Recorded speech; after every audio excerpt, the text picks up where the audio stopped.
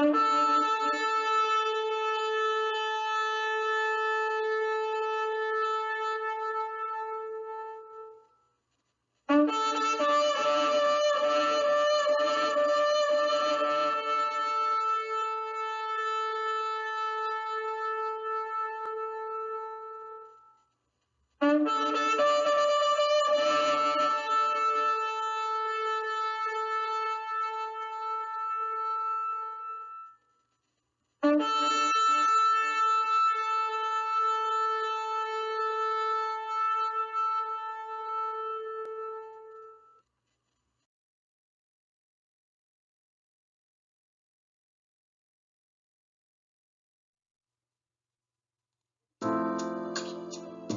up, brother? You know the Lord loves you, right? Yeah. You know we Israel, right? We the chosen people. Yes. You believe that, brother? Yeah. After many years of hard bondage, the curse of the ancient is finally lifting off us. And Judah's rising up out they sleeping slumber. And we standing on the corner prophesizing like the sign of Jonah, Christ is coming.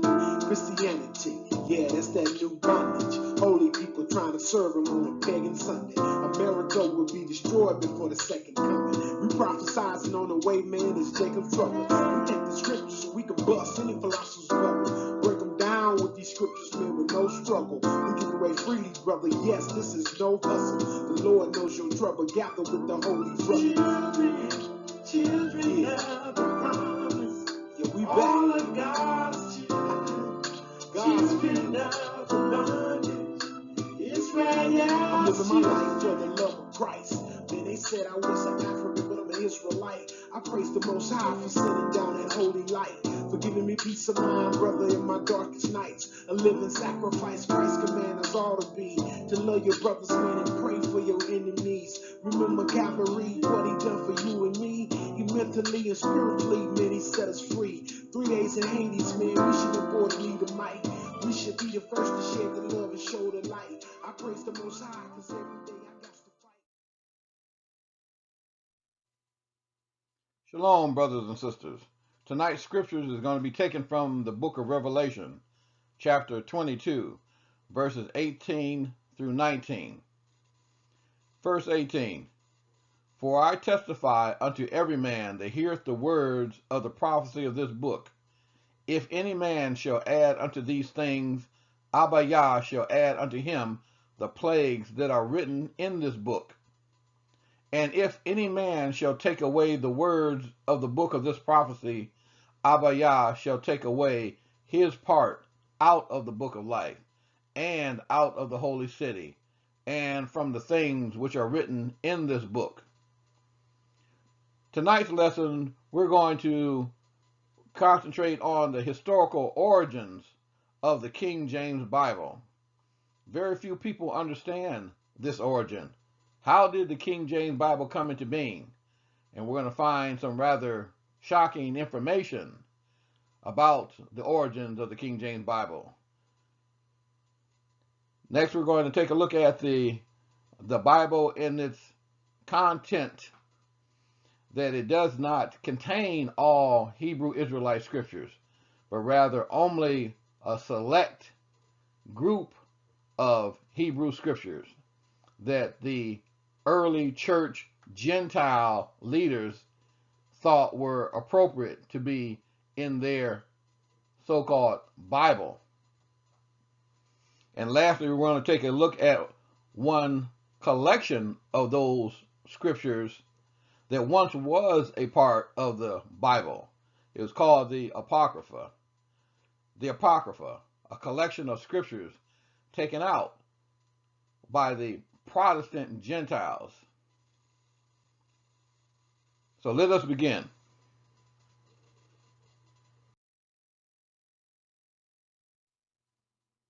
Years ago, there used to be a comedian on television whose opening line would be, "Can we talk? Can we talk?" I think it was Joan Rivers back at that time, the now deceased Joan Rivers. But we need to make that statement again. Can we talk? Let's talk about this Bible that we hold so near and dear, that which we also call the Scriptures. We need to ask ourselves a question. How much do we know about this Bible? How much do we really know? I mean, do you know the historical background of your Bible? Like, where did it come from? How did it come into being? Most would reply with, it is the word of God given to man. And indeed, that would be true. But I mean, how did it come to be in the form of a single book? It didn't start out that way. Originally, the scriptures started out as individual scrolls. The scroll of Isaiah or the scroll of Jeremiah. So in reality, the Bible is a collection, a compilation of Hebrew Israelite scrolls. This is why when we open up the Bible, we will call for the reading of the book of Ezra or the book of Ruth or the book of Malachi, for example. The first level of understanding is that this book is in reality a collection of Hebrew Israelite scriptures.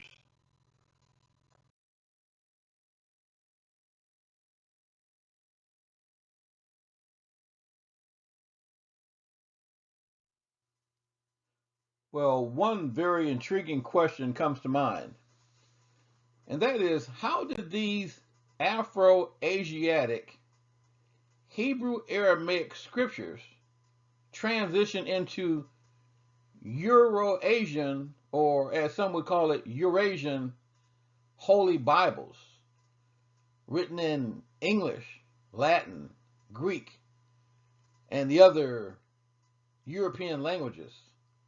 How does this happen? It started out in Hebrew and Aramaic. It started out by a people who were located on the continent of Africa. And no, not including that so-called Middle East, because that so-called Middle East is a part of Africa. These people who are the descendants of Shem, that make these scriptures Shemitic in origin. That is, they were created by and for the descendants of Shem. So how did they get into the hands of the descendants of Japheth, who translated them into these books that we call the Holy Bible, in which most people today read the scriptures by way of these Japhetic translations called the Holy Bible? How did it get that way? It started out Shemitic in origin, and the purpose was for the Shemitic people. So how did it get into the hands of the descendants of Japheth, who then now pretty much control its translation and interpretation? We're going to look a little bit into that. But because there are so many different versions of the so-called Holy Bible, we're going to take a look at only one of them. That one that's called the King James Version of 1611.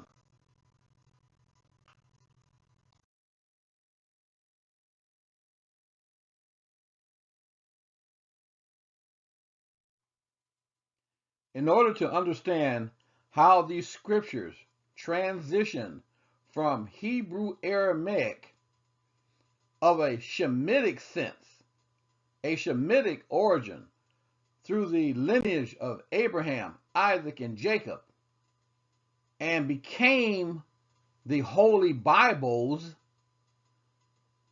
of the Europeans,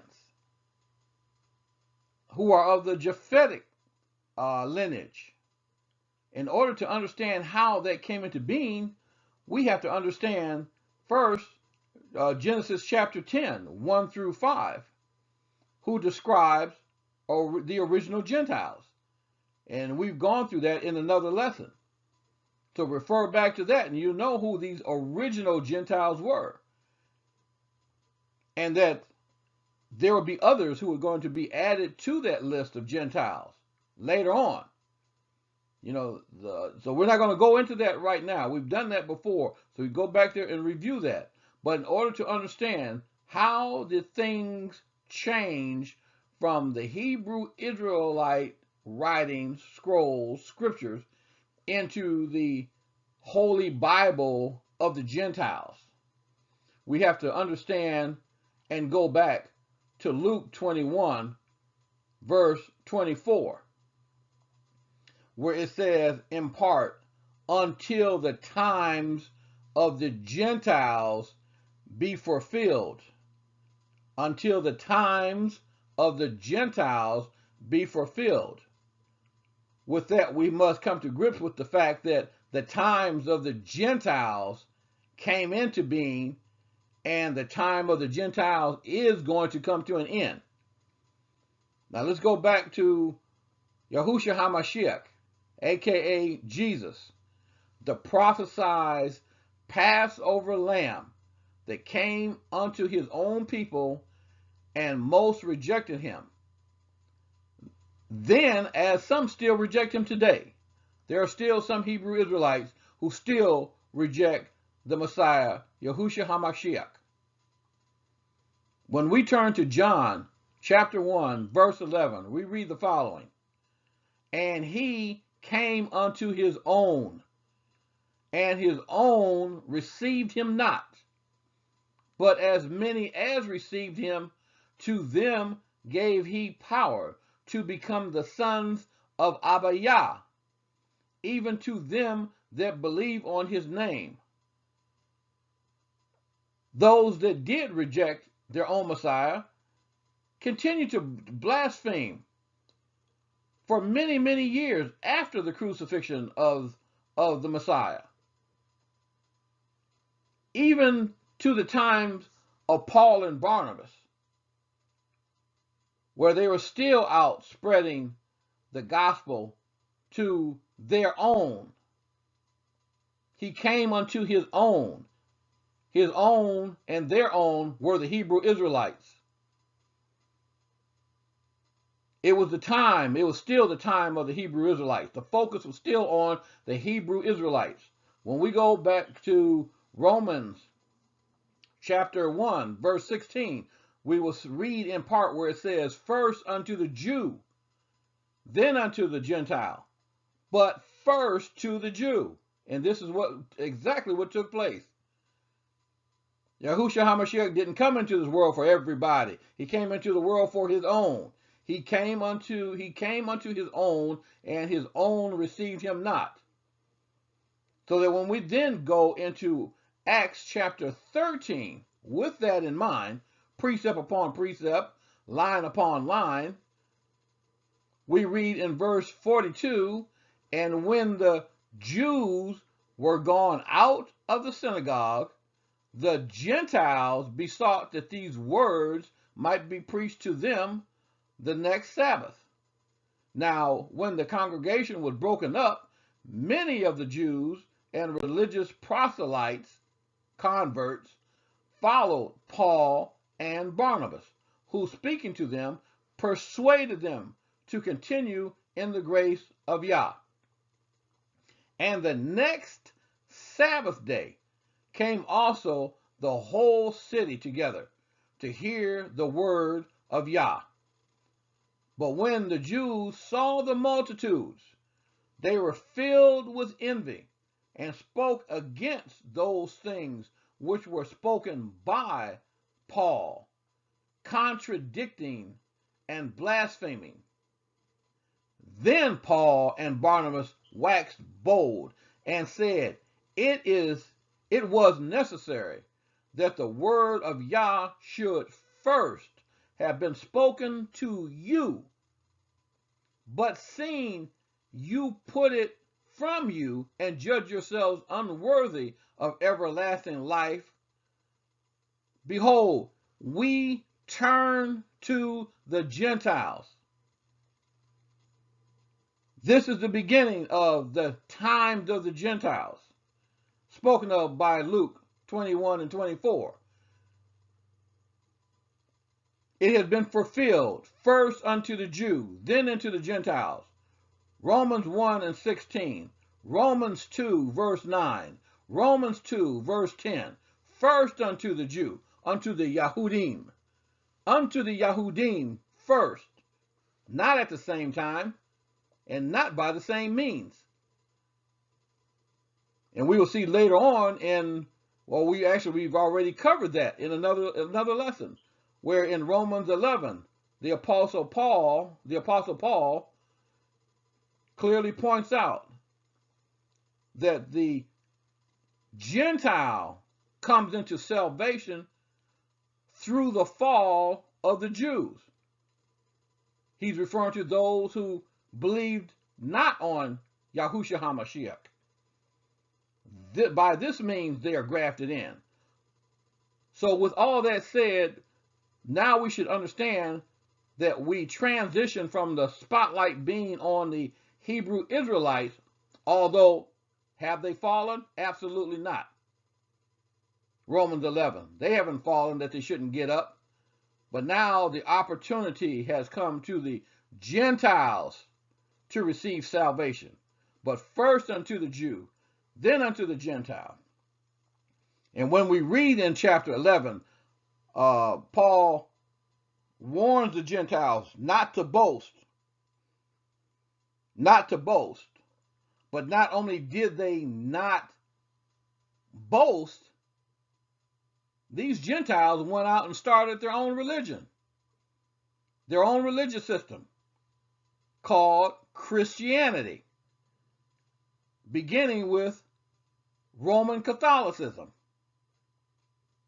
And then these Gentiles, in the time of the Gentiles, decided that they wanted their own book. And that book that they came up with over many transitions became what is called the Holy Bible. So that's how we got to this point. That's how we got from the Hebrew Israelite scrolls into these holy Bibles of Japheth, or the Gentiles. Now we're going to pick up on just one of those versions of the Gentile Bible, and that's going to be the King James.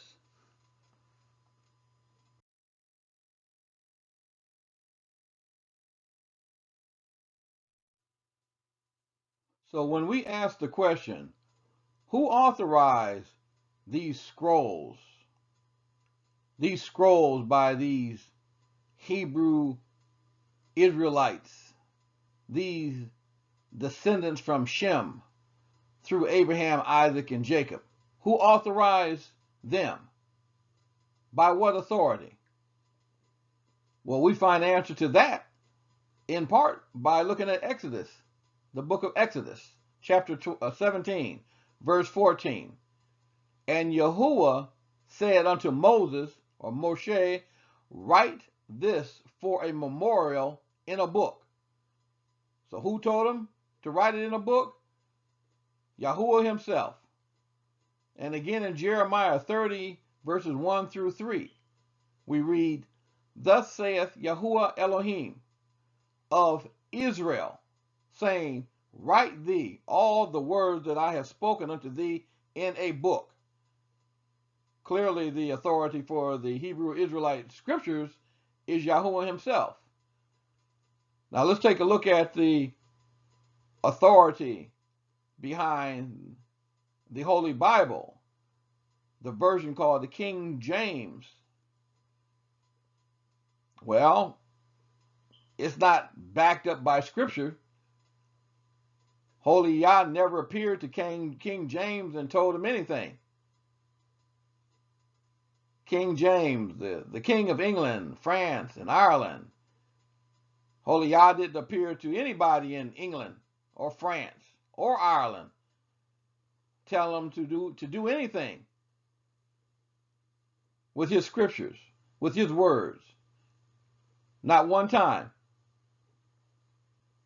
So who's the authority behind the scriptures? Holy Yah himself. Who's the authority behind the King James version of the Bible? King James. King James. What is it called? What is the book called? The King James Authorized. Who authorized it? King James. So now let's take a look at this King James. Let's take a look at some of his background.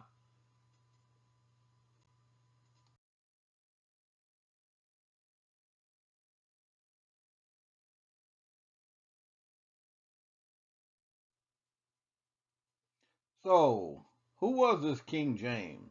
And why did he authorize yet another Bible? That's right, yet another Bible, because at that time there were other Bibles in existence. They had been translated from the Holy Scriptures. But let's concentrate on this King James of England. James I, born June 19th, 1566, at Edinburgh Castle in Edinburgh, Scotland. Died March 27th, 1625, at Theobald's, Hertfordshire, England. He was the King of Scotland as James VI from 1567 to 1625, and first Stuart King of England from 1603 to 1625. He styled himself as the King of Great Britain. King James I authorized the King James Bible of 1611, which included the 14 intertestamental apocrypha, consisting of 80 books. In today's King James Bible, there are only 66 books. To understand why, we must go back to yet a previous King of England, King Henry VIII, and then work our way forward again. Remember, we're now in the time of the Gentiles. We're in the land of the Gentiles. We're dealing with one of the kings of the Gentiles. So keep that in mind as we study King James and this other king who is going to blow your mind when you hear about him.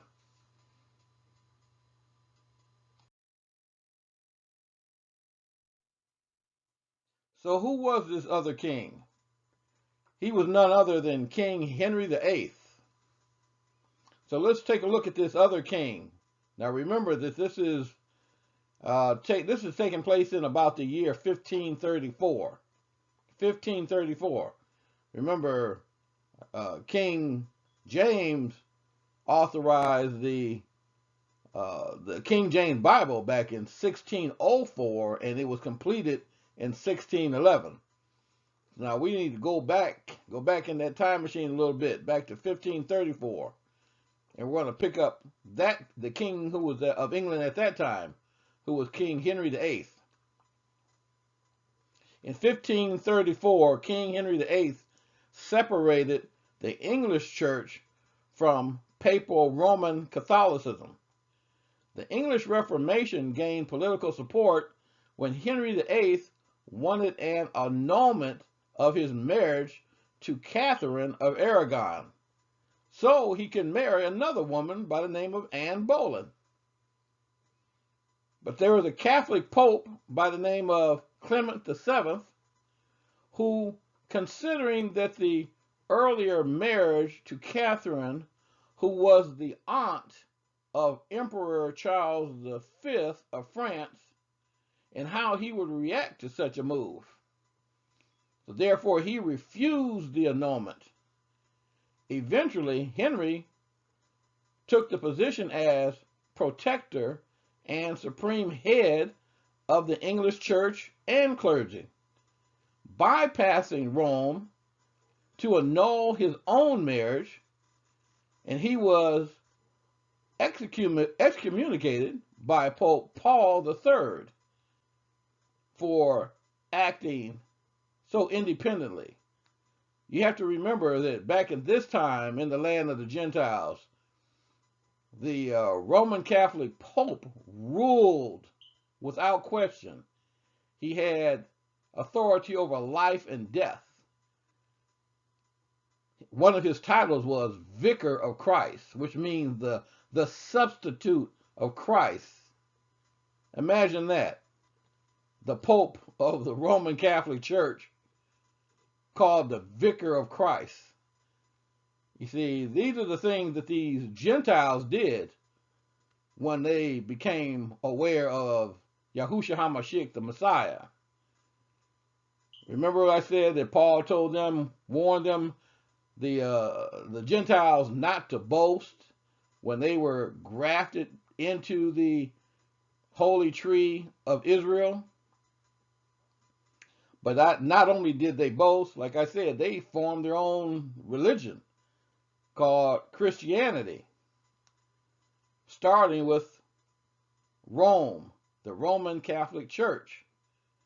And from the Roman Catholic Church, we get all of these other many denominations. But back to King Henry.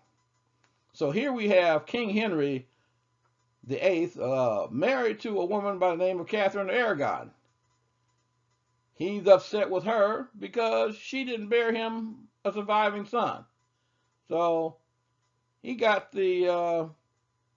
let's just say he got infatuated with this other woman by the name of Anne Boleyn. So he wants to get a divorce from Catherine of Aragon. But the Pope wouldn't let him. He said, no, I'm not gonna give you an annulment.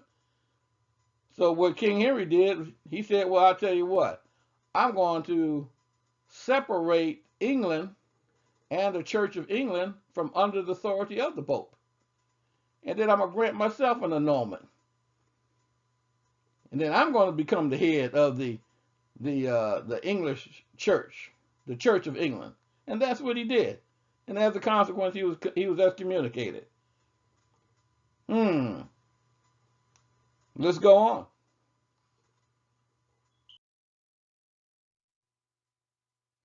By 1525, Henry VIII, being infatuated with Anne Boleyn and dissatisfied that his marriage to Catherine had produced no surviving sons, but only a daughter who became the future queen, Mary I of England.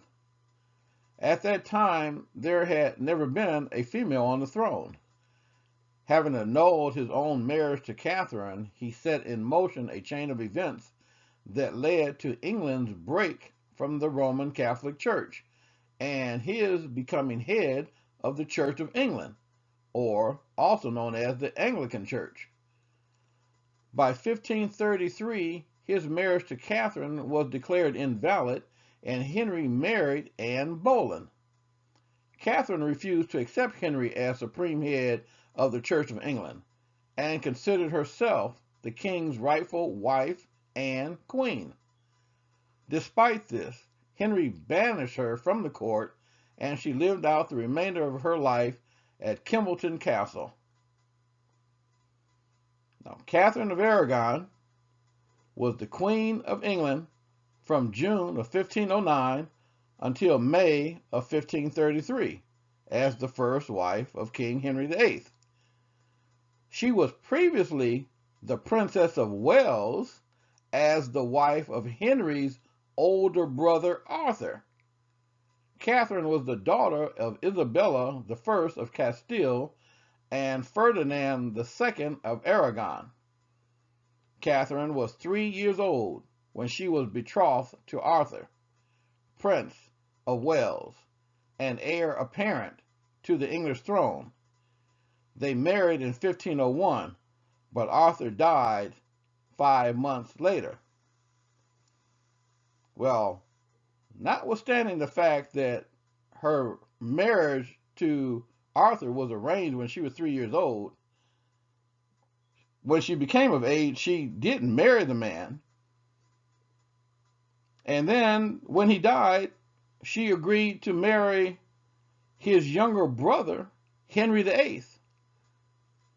Seems to me that Catherine was a rather ambitious woman, because it seemed that she was going to become queen one way or the other.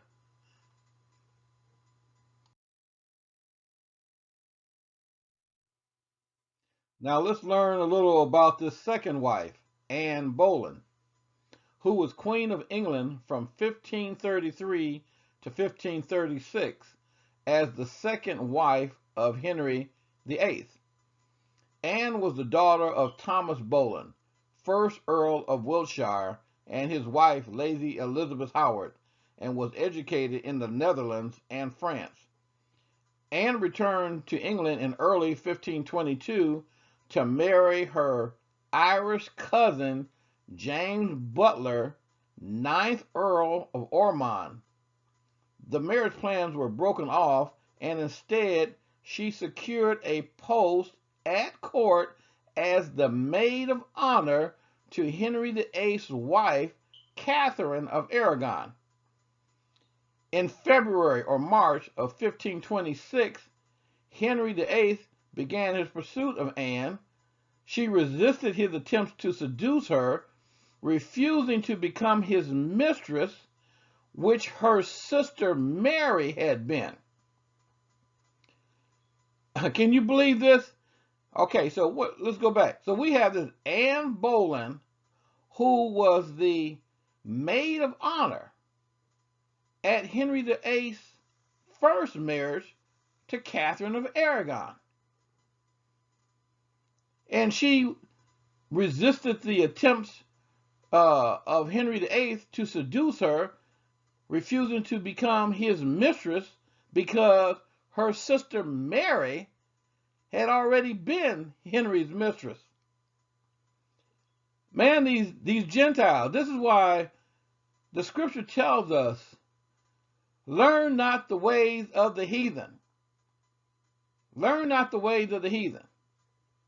Now, these are these Gentiles. These are these descendants of Japheth. But let's go on. It soon became the one absorbing object of Henry's desires, which was to marry Anne. In 1532, Henry granted Anne the Marquisate of Pembroke. Henry and Anne formally married on 25th of January 1533, after a secret wedding on the 14th of November 1532.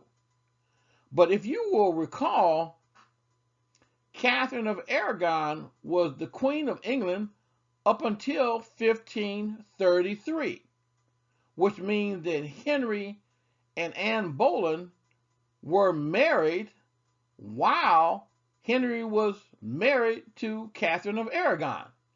And quite obviously, this Anne Boleyn was thoroughly aware of this, since she had been the maid of honor to Catherine of Aragon in her marriage to Henry.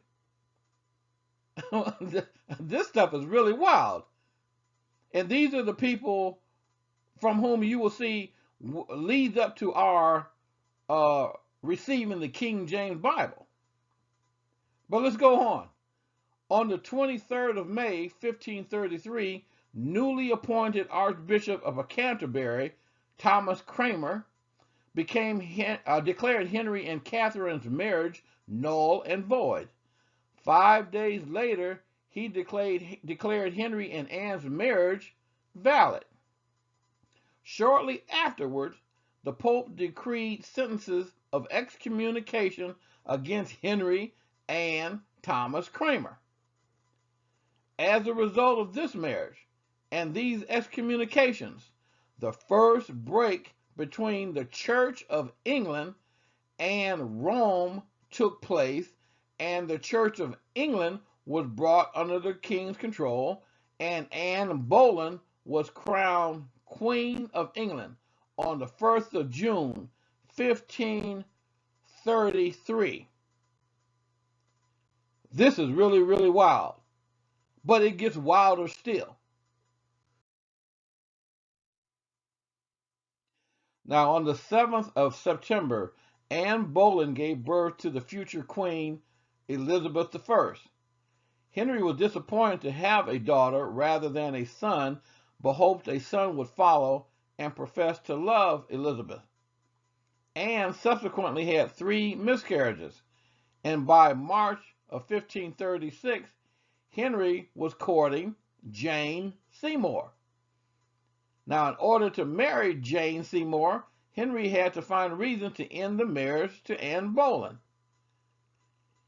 Henry VIII had Anne investigated for high treason in April of 1536.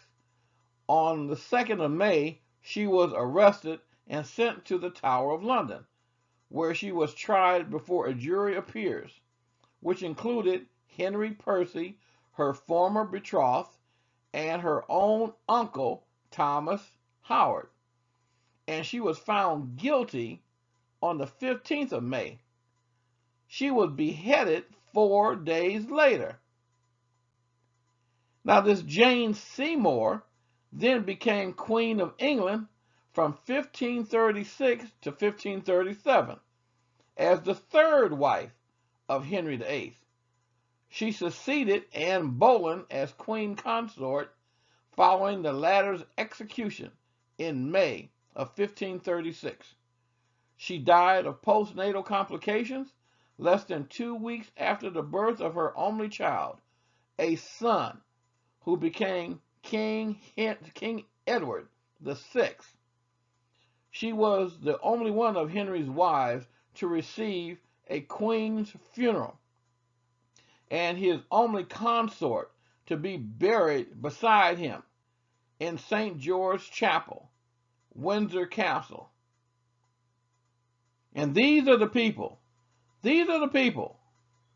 who took our ancestors into slavery, forced us, with death, to convert to Roman Catholicism and to their various denominations of Christianity. No wonder we behave the way we do in this country. That's okay. 400 years is almost up. It's more time to get out here. Let's go on. But obviously, King Henry was not finished yet. He went on to marry Anne of Cleves, or Anna von Cleve in her Germanic pronunciation. She was Queen of England from the 6th of January to the 9th of July of 1540 as the 4th wife of King Henry VIII. The marriage was declared unconsummated, and as a result, she was not crowned queen consort. Following the annulment, she was given a generous settlement by the king and thereafter referred to as the king's beloved sister. She lived to see the coronation of Queen Mary I, outliving the rest of Henry's wives.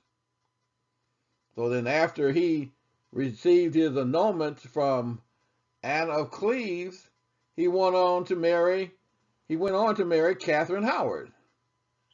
Catherine Howard, not to be confused with Catherine of Aragon, was Queen of England from 1540 until 1541, apparently lasting over only 1 year, as the 5th wife of Henry VIII. She, then aged 16 or 17, married him, who was about 49, on the 28th of July of 1540, almost immediately after the annulment of his marriage to Anne of Cleves. Catherine was stripped of her title as queen within 16 months. In November of 1541, she, like Anne Boleyn, was beheaded on the grounds of treason for committing adultery while married to Henry VIII. After he beheaded Catherine, he married another Catherine, Catherine Parr, or Catherine Parr.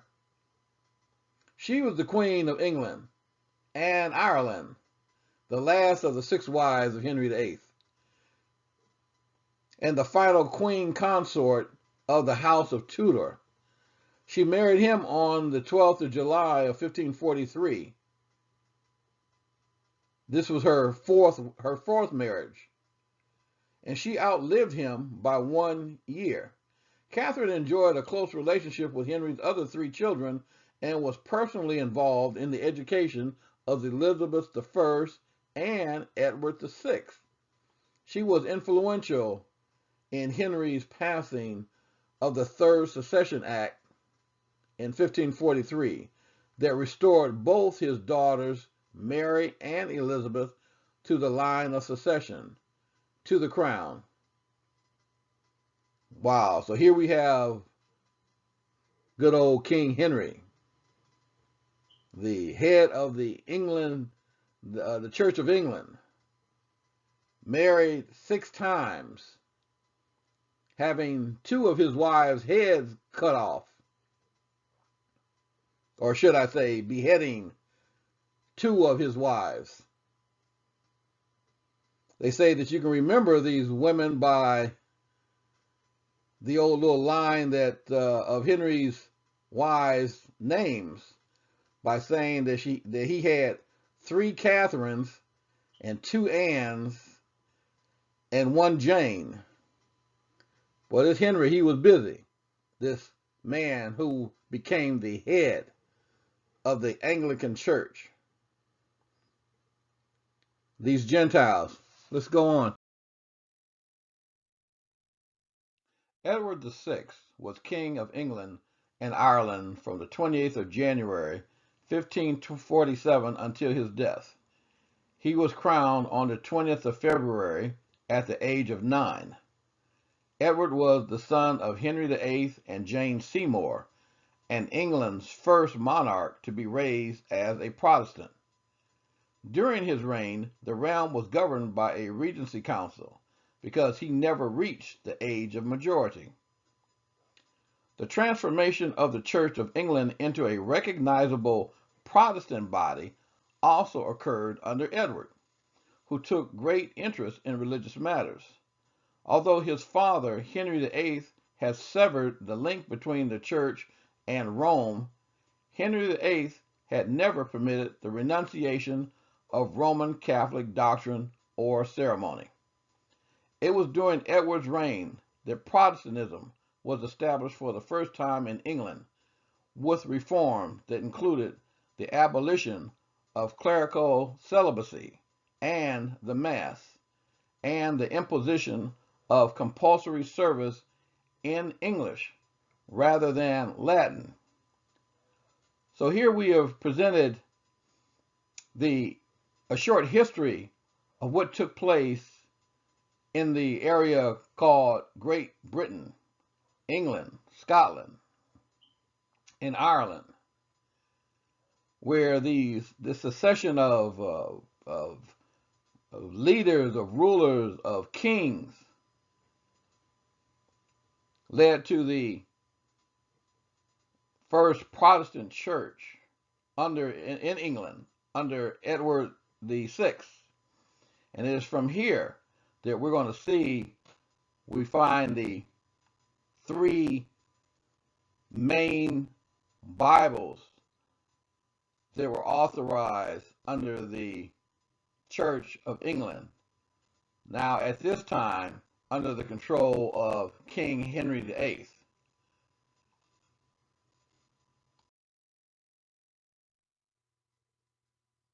In 1542, while just 6 days old, Mary ascended to the Scottish throne upon the death of her father, King James V. Her mother sent her to be raised in the French court, and in 1558 she married the French Dauphin, who became King Francis II of France in 1559, but died the following year.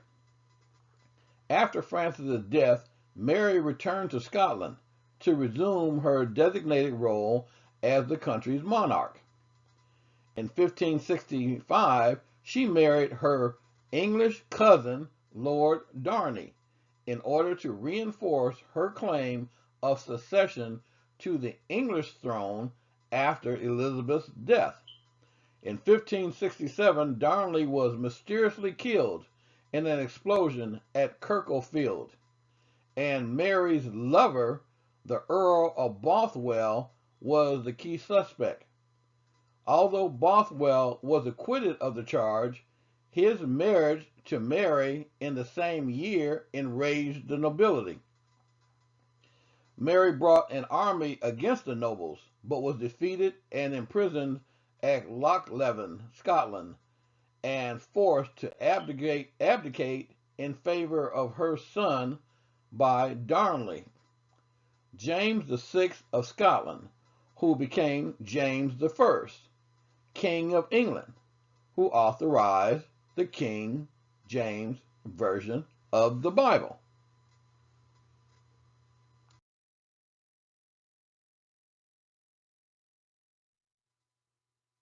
Now let's turn our attention to Mary, Queen of Scots' lover, one Earl of Bothwell.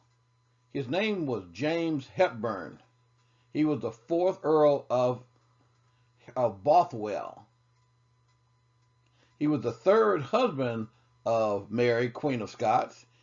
He engineered the murder of Mary's second husband, Henry Stuart, also known as Lord Darnley, thereby precipitating the revolt of the Scottish nobles and Mary's flight to England, where she was eventually imprisoned by Queen Elizabeth I and eventually executed by beheading.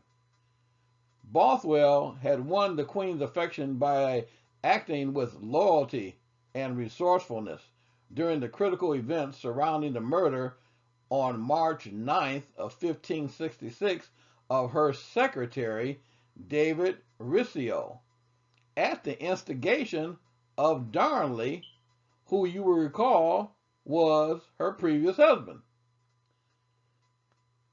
By the end of the year, Mary had made Bothwell the most powerful noble in southern Scotland, and she encouraged him to become her husband.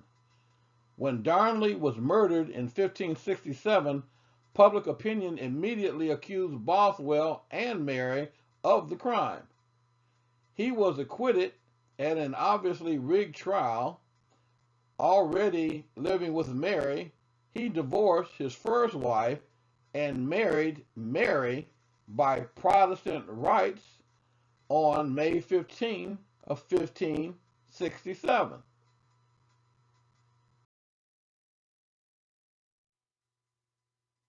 Well, let's see if we can summarize some of this murder and lies and deceit and incest that has taken place in the land of the Gentiles, in this particular case, Scotland and England.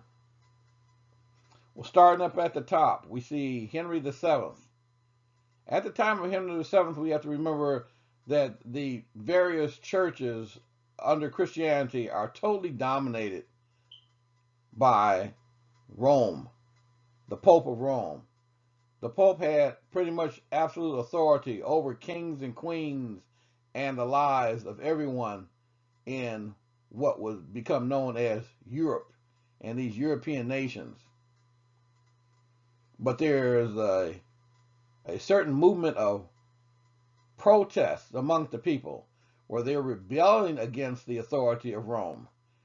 These people who were protesting became known as the Protestants, those who were protesting against the absolute authority of the Pope of Rome.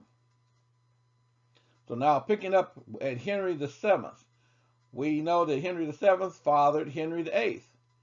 We have seen that Henry VIII married Catherine of Aragon, but he became very displeased with Catherine. Why? Because she did not bear him a son. Like that was her fault, right? Her fault she didn't bear him a son. He's planting the seed, but it's her fault. Now, because of this, he sought to have an annulment made of their marriage. They appealed to the Pope of Rome to annul the marriage, which was refused. So in rebellion, Henry simply declared himself the authority over the Church of England, and that the Church of England was now independent of the Pope and the Roman Catholic authorities. But Catherine did not accept Henry as the head of the Church of England, and as a consequence, Henry had her imprisoned in the Tower of London until she died. She did not produce a son for Henry, but they did produce a daughter. Her name was Mary. She went on to become Mary I, Queen of England. Well, after Henry annulled his marriage to Catherine of Aragon, then he married Anne Boleyn. Right? In fact, we saw that their marriage had already taken place before his annulment to Catherine of Aragon. And also, this same Anne Boleyn was the maid of honor to Catherine at her marriage. Right? Nothing like loyalty amongst friends, right? Okay, so now he's married to Anne Boleyn. But Anne produces a daughter, not a son. This daughter's name is Elizabeth. She becomes Elizabeth I. She becomes Queen of England eventually. Henry, upset with Anne because she hasn't borne him a son, has her tried for treason. She's found guilty and she is beheaded. They cut off her head on these trumped up charges of treason. Then Henry went on to marry one Jane Seymour. Now, Jane Seymour did, luckily for her, produce a male child by the name of Edward VI. And Henry was pretty pleased about this. So he was pretty pleased with Jane Seymour for producing this male child.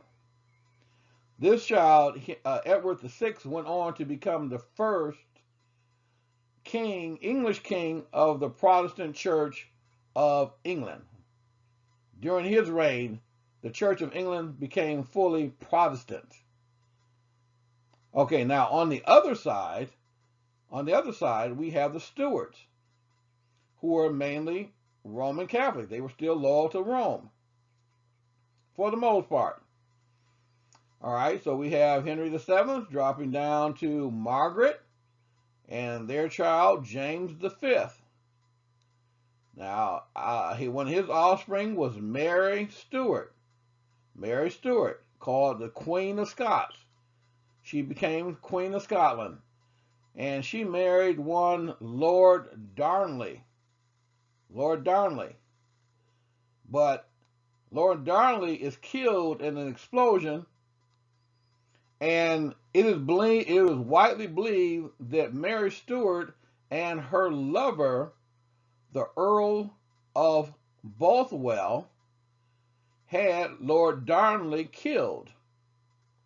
Subsequently, there was a rebellion of the nobility against Mary, Queen of Scots, and she was forced to abdicate her throne in favor of her son, James I. Now, Mary was forced to flee to her first cousin, Elizabeth I, in England.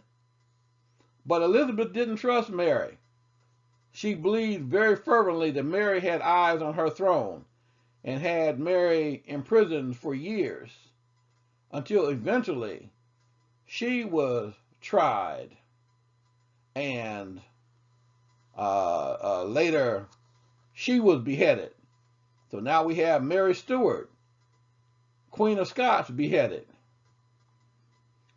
Now, this James I, who on the surface is believed to be the son of Lord Darnley, who was murdered, but there were some who believed that he was actually fathered by the Earl of Bothwell.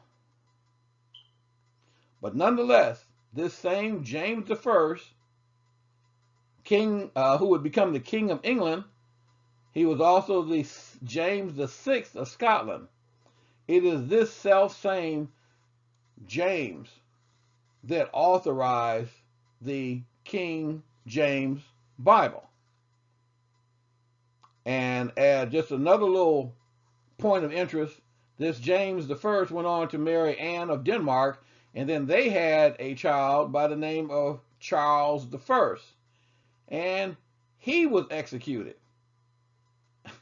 All of these executions, all of these murders, all of this intrigue, all of this lie, all these lies and deceptions, all of this background that took place, the incest,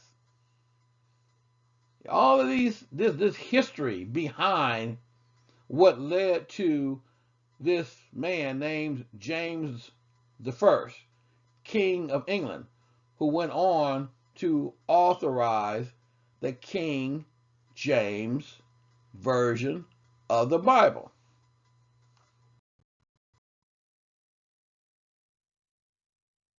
Here we see this massive structure called the Anglican Church of England in Canterbury. The Church of England, now independent of Rome and headed by King Henry VIII and selected bishops, authorized over time 3 versions of the Christian Bible. The first was the 1539 Great Bible, followed by the 1568 Bishop's Bible, followed 40 years later by the 1611 King James Bible, the only one still actively published today.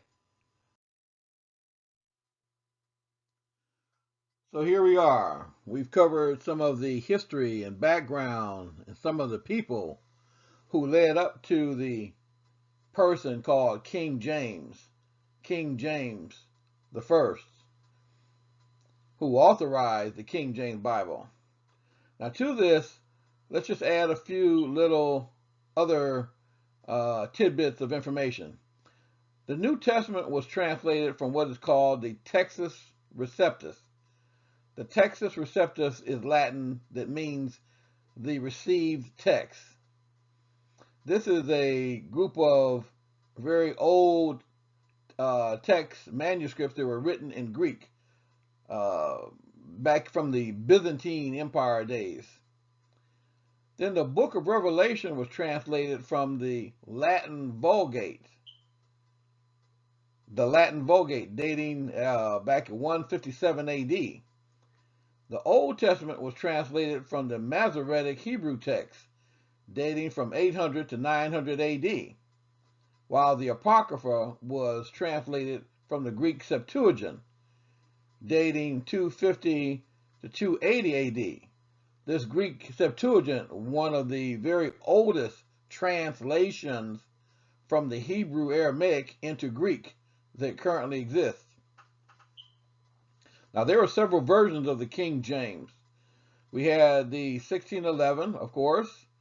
Then we had the 1629, the 1638 version. Then the 1762 and the 1769. It's the 1769 edition that most people carry around with them as the KJV. Now, it should be noted that all of these forementioned Bibles that contained all 80 books, the 14 books of the Apocrypha, and the 66 books that are currently in the KJV, very obviously indicating that the originals had 80 books, not 66, and that someone removed those books.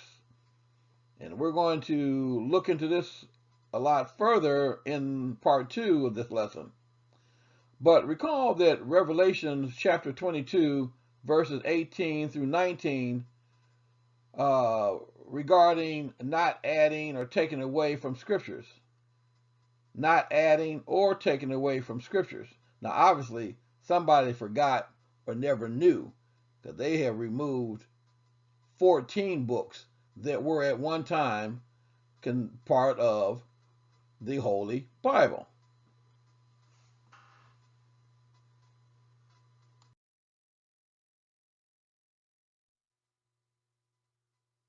Now, in conclusion, we can readily see that the study of the principal personalities leading up to the formation and early leadership of the Church of England is filled with intrigues of the worst sort. King Henry VIII, King of England, breaks away from the authority of Papal Rome when he is denied an annulment of his marriage to Catherine of Aragon. Henry declares himself the head of the Church of England and annuls his own marriage. Catherine is imprisoned in the Tower of London until she dies. King Henry then marries Anne Boleyn, who served as the maid of honor to her friend Catherine. She displeases Henry and is imprisoned, being charged with treason. She is beheaded.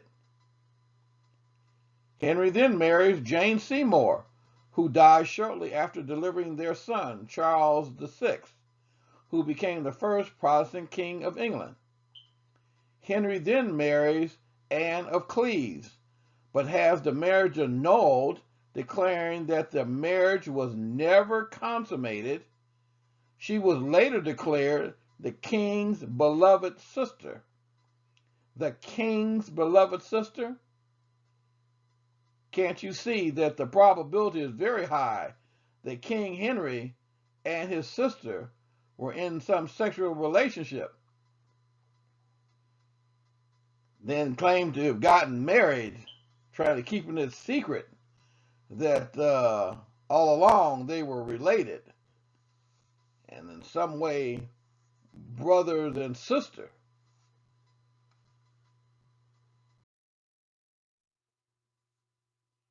Henry VIII then marries Catherine Howard. Catherine is stripped of her title as queen within 16 months, in November of 1541. She was beheaded 3 months later on the grounds of treason for committing adultery while married to Henry. Then Henry marries Catherine Parr, who outlived Henry by 1 year and escaped personal tragedy. She enjoyed a close relationship with Henry's 3 children, Mary I, Elizabeth I, and Charles VI. Then there was Mary Stuart, Queen of Scots, who married Lord Darnley, who she is believed to have had murdered in a plot with her lover, the Earl of Bothwell. Mary gives birth to James VI. It is uncertain if his father is Lord Darnley or the Earl of Bothwell. Mary, Queen of Scots, is charged with the murder of her husband, Lord Darnley, and she flees Scotland to her first cousin Elizabeth in England. Elizabeth has her imprisoned for plotting to have her murdered. Mary, Queen of Scots, the mother of James, who is to become King James I, is beheaded for plotting to kill Elizabeth and taking over the throne of England.